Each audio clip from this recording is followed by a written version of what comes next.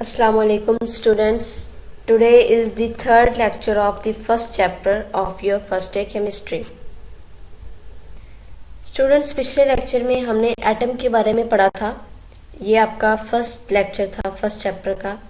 इसमें आपने एटम के स्ट्रक्चर के बारे में पढ़ा कि एटम में क्या क्या चीज़ें होती हैं, और आपको पता है एटम जो है एक बेसिक चीज़ है केमिस्ट्री। आज का टॉपिक आपका मॉलिक्यूल के बारे में है। मॉलिक्यूल्स किस तरह से बनते हैं, मॉलिक्यूल्स की टाइप्स क्या हैं, ये हमने आज के लेक्चर में पढ़ा। स्टूडेंट्स, मॉलिक्यूल क्या होता है?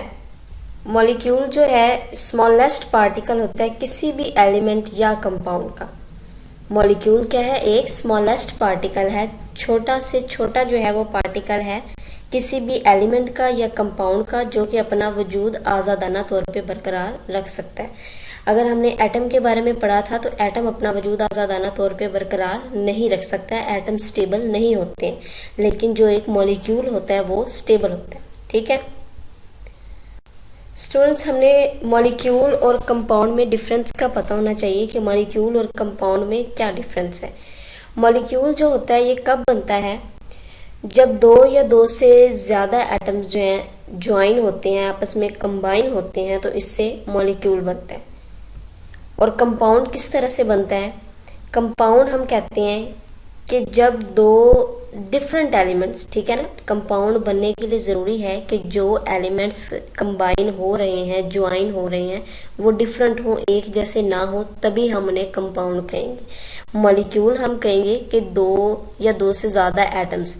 अब वो एटम्स जो हैं वो सेम भी हो सकते हैं, ठीक है, और डिफरेंट भी हो सकते हैं। ठीक है, तो कंपाउंड के लिए ज़रूरी है, हम कंपाउंड उसी को नाम देंगे जिसमें एटम जो है, दो एलिमेंट्स जो जुड़ रहे हैं वो क्या हो, वो डिफरेंट हो। ठीक है, अब देखें जो सारे कंपाउंड्स हैं वो मॉलिक्यूल्स होते हैं। ठीक है ना, क्योंकि हमने मॉलिक्यूल्स के बारे में पढ़ा है कि मॉलिक्यूल्स में एलिमेंट्स डिफरेंट भी हो सकते हैं और सेम भी हो सकते हैं, तो इस लिहाज से सारे कंपाउंड्स मॉलिक्यूल्स ही होते हैं, लेकिन सारे मॉलिक्यूल्स जो हैं वो कंपाउंड नहीं होते। ठीक है ना, but all molecules are not compound.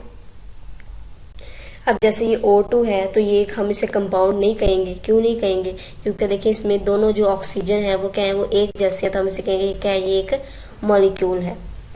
इसी तरह ये CO2 जो है ये एक, हम इसे कहेंगे ये कंपाउंड है, और हम इसे मॉलिक्यूल भी कह सकते हैं, क्योंकि अभी हमने बात की है कि सारे जो कंपाउंड होते हैं वो मॉलिक्यूल्स भी होते हैं। ठीक है, तो हम इसके लिए CO2 के लिए कंपाउंड का नाम इस्तेमाल करेंगे कि ये एक कंपाउंड है, क्योंकि इसमें दो डिफरेंट एलिमेंट्स हैं, ऑक्सीजन डिफरेंट है और कार्बन डिफरेंट है।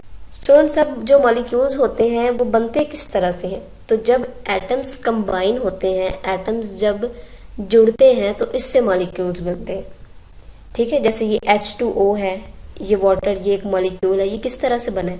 जब हाइड्रोजन और ऑक्सीजन जो है ये कंबाइन हुए हैं आपस में, तो इससे क्या बना है, वाटर बनता है। ठीक है, ये वाटर की स्ट्रक्चर इस तरह से होती है, देखिए सेंटर में ऑक्सीजन और साइड पे हाइड्रोजन है। ठीक है, और ये ऑक्सीजन जो है ये भी एक मॉलिक्यूल है, और इसमें दो ऑक्सीजन एटम्स मौजूद होते हैं, जब वो आपस में मिलते हैं तो इस तरह का ऑक्सीजन मॉलिक्यूल बनाते हैं। इसमें देखें ये आपको टू बॉल लाइक स्ट्रक्चर नजर आ रही है, तो ये दो ऑक्सीजन एटम्स हैं। ठीक है, जब ये आपस में मिले तो इन्होंने क्या बना दिया, ऑक्सीजन का मॉलिक्यूल बना दिया। इस तरह मॉलिक्यूल्स कब बनते हैं? जब एटम्स कंबाइन होते हैं, एटम्स अनस्टेबल होते हैं। ठीक है, और जब अनस्टेबल एटम्स आपस में मिलते हैं, कंबाइन होते हैं, तो इससे मॉलिक्यूल्स बनते हैं और मॉलिक्यूल्स स्टेबल होते हैं। Atoms combine to form molecules. Atoms जो हैं वो कंबाइन होते हैं और क्या बना देते हैं, मॉलिक्यूल्स बना देते हैं। एटम्स अनस्टेबल होते हैं, ठीक है, और जब ये कंबाइन होकर मॉलिक्यूल्स बना देते हैं तो मॉलिक्यूल्स क्या होते हैं, स्टेबल होते हैं।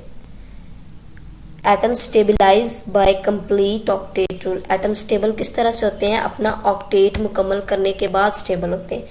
ऑक्टेट रूल किसे कहते हैं? ऑक्टेट रूल हम कहते हैं एबिलिटी ऑफ हैविंग 8 इलेक्ट्रॉन। ठीक है ना, कि अपने आउटर मोस्ट शेल में 8 इलेक्ट्रॉन हासिल करने की जो एबिलिटी होती है उसे हम ऑक्टेट रूल कहते हैं। ठीक है, अब जैसे कोई भी आइटम है, जैसे सोडियम है, तो हम सोडियम के आखिरी शेल में कितने इलेक्ट्रॉन होंगे? एक इलेक्ट्रॉन होगा, तो वो एक इलेक्ट्रॉन को क्या करेगा, वो दे देगा, और इसके बाद जो उससे पीछे वाला शेल बनता है उसमें 8 इलेक्ट्रॉन रह जाते हैं। बिल्कुल इसी तरह यहाँ पे देखिए आप, ये कार्बन है सेंटर में, तो सेंटर में जो कार्बन है, कार्बन का एटॉमिक नंबर 6 होता है। 6 होगा तो जो 2 इलेक्ट्रॉन्स होंगे वो पहले शेल में आ जाएंगे और 4 इलेक्ट्रॉन आउटर मोस्ट शेल में आ जाएंगे। ठीक है, तो आउटर मोस्ट शेल में 4 इलेक्ट्रॉन है तो सिर्फ 4 इलेक्ट्रॉन की मजीद ज़रूरत है। ठीक है, तो वो 4 इलेक्ट्रॉन कहाँ से हासिल करेगा, दूसरे एटम्स से हासिल करेगा जिनके साथ ये बॉन्डिंग करेगा।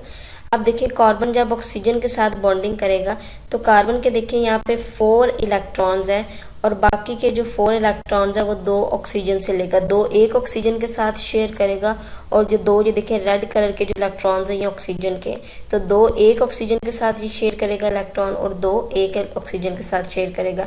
इस तरह ऑक्सीजन के भी आउटरमोस्ट शेल में 8 इलेक्ट्रॉन हो जाएंगे। ठीक है, और जो कार्बन है कार्बन के भी आउटरमोस्ट शेल में 8 इलेक्ट्रॉन हो जाएंगे। ठीक है, अब देखिए यहाँ पे आपको ऑक्सीजन में जो रेड के नजर आ रहे हैं, अब यहाँ पे देखिए रेड के जो ऑक्सीजन के पास है वो कितने हैं, 6 हैं। ठीक है, और 2 जो हैं ये वाले ब्लैक के कार्बन वाले, तो टोटल कितने हो गए, 8 हो गए। ऑक्सीजन के भी 8 पूरे हो जाएंगे, इसी तरह कार्बन के भी 8 पूरे हो जाएंगे। तो ये ऑक्टेट रूल है।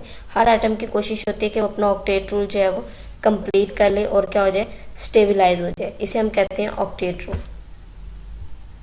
एक और टर्म यहाँ पे यूज हुई है एटॉमिसिटी। एटॉमिसिटी हम किसे कहते हैं, number of atoms in a molecule. ठीक है, कि किसी भी मॉलिक्यूल में कितने नंबर ऑफ एटम्स है वो उसकी एटॉमिसिटी कहलाती है। जैसे वाटर है तो वाटर में देखिए 2 हाइड्रोजन है, 1 ऑक्सीजन है, तो उसे हम कहेंगे वाटर की एटॉमिसिटी क्या है, 3 है। इस तरह नंबर ऑफ एटम अगर 1 होगा किसी भी मॉलिक्यूल में तो उसे हम कहेंगे मोनो एटॉमिक मॉलिक्यूल। मोनो का मतलब 1 होता है। ठीक है, अब देखें ये जो हीलियम है और नियोन है, ये देखिए ये हीलियम में सिर्फ 1 ही एटम है तो हम इसे कहेंगे मोनोटॉमिक मॉलिक्यूल है। ये ऐसा मॉलिक्यूल जिसमें 1 ही एटम होता है। और ये नियोन है तो नियोन में भी सिर्फ 1 ही एटम होता है, क्योंकि ये नोबल गैसेज है तो नोबल गैसेज बॉन्डिंग नहीं करती। ठीक है, ये स्टेबिलाईज होती हैं पहले ही, तो हम इसे कहेंगे ये वो मॉलिक्यूल्स हैं जो कि अकेले रहना पसंद करते हैं, एक एक एटम इनका अकेले रहना पसंद करते हैं, तो हम इसे कहते हैं ये मोनोटॉमिक मॉलिक्यूल्स हैं। अगर नंबर ऑफ एटम्स जो हैं 2 हो किसी भी मॉलिक्यूल में तो हम उसे कहते हैं ये डाई एटॉमिक है। ठीक है, डाई का मतलब 2 होता है।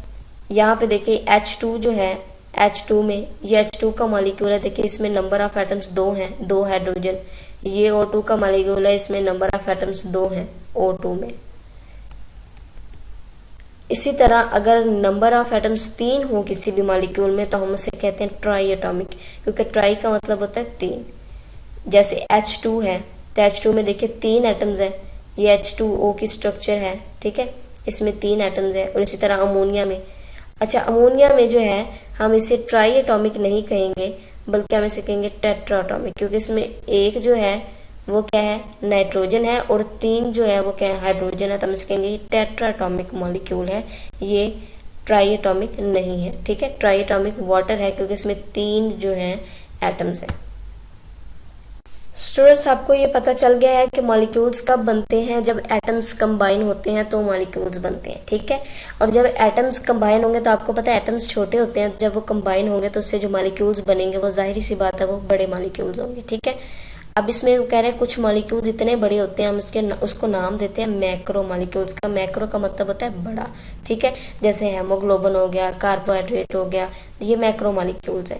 ठीक है, अब ये हेमोग्लोबिन की स्ट्रक्चर है इस तरह से होती है और इसका वेट जो है एटॉमिक मास जो है वो 1000 की रेंज में होता है। ठीक है, तो ये क्या है, ये मैक्रो मॉलिक्यूल है। और मॉलिक्यूल्स एटम से क्या होते हैं, बड़े होते हैं। ठीक है, क्योंकि ये कम्बिनेशन ऑफ एटम से मिलकर बनते हैं जब एटम्स कंबाइन होते हैं।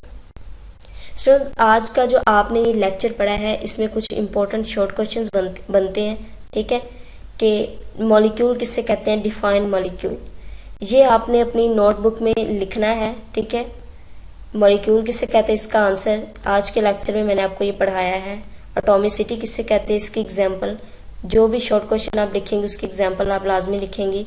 इसी तरह मोनोटॉमिक मॉलिक्यूल क्या है, डाईटॉमिक मॉलिक्यूल क्या है, ट्राईटॉमिक मॉलिक्यूल क्या है, ये तीनों की आपने टाइप लिखनी है।